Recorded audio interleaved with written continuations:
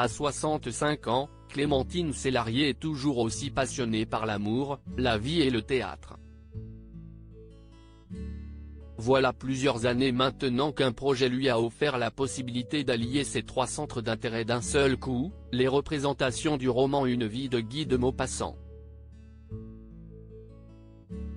Sur la scène du théâtre des Mathurins puis du Petit Saint-Martin, Clémentine Célarié se donne corps et âme, comme pour traduire et transmettre toute l'admiration et la passion qu'elle voue à l'auteur découvert dès sa plus tendre enfance. Guy de Maupassant a même, et ce bien malgré lui, permis à Clémentine Célarié de connaître ses premiers émois d'adolescente. Comme elle l'a confié à Paris Match, c'est grâce à un cadeau de sa maman, qui l'a emmené voir les contes de la Bécasse, que Guy de Maupassant devient son frère d'âme et un célèbre auteur, la cible de son cœur. À l'époque, Gérard Guillaume lit ses histoires et fait craquer Clémentine Célarié. « J'ai eu un coup de foudre », se souvient-elle. Je ne sais pas pour qui ou pourquoi. L'auteur, le théâtre, l'acteur. Clémentine Célarié n'est qu'une adolescente quand Gérard Guillaume a déjà bien entamé sa vie d'adulte. Totalement sous le charme et bercée par l'amour et la passion, elle lui envoie des lettres exaltées. Il avait 40 ans, Jeanne avait 16, il ne me répondait pas vraiment.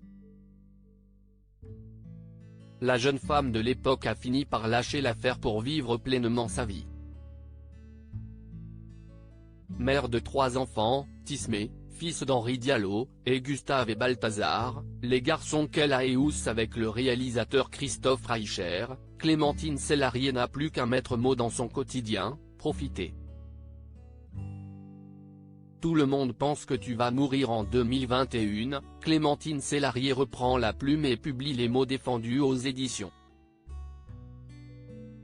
Dans cet ouvrage, la comédienne se livre à cœur ouvert sur le combat qu'elle a mené en secret contre le cancer du côlon qui l'a frappé fin 2019, « Quand tu dis que tu as un cancer, tout le monde pense que tu vas mourir.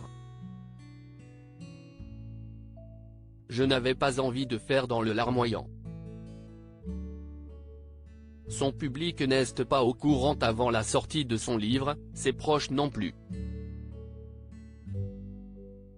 Du moins au début avant qu'elle ne soit grillée par un mail, je râlais contre la chimio. J'ai essayé d'en rigoler, de dire que c'était juste un polype, mais plus je mentais, plus je m'enfonçais. Depuis, un de mes fils m'appelle la petite cancéreuse, racontait-elle à Ciné Télé Revue. Cette épreuve lui a fait prendre conscience de l'essentiel, quand vous avez eu un cancer, vous êtes comme un incendie de forêt. Quand vous êtes guéri d'un truc comme ça, vous êtes tellement reconnaissant à la vie qu'on ne va pas perdre du temps. L'actrice vit désormais à 100 à l'heure et elle a bien raison.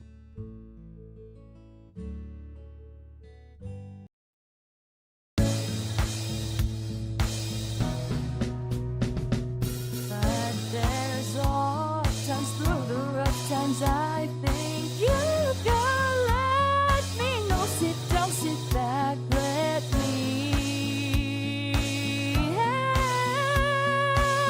you out. Just